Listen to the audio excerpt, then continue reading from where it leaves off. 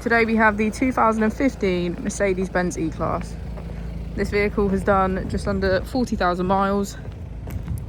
It has an automatic transmission and a diesel fuel type.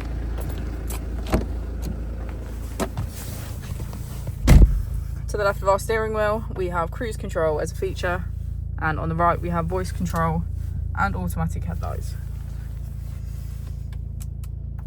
Moving on to our screen, we can access our radio, navigation, smartphone integration and system.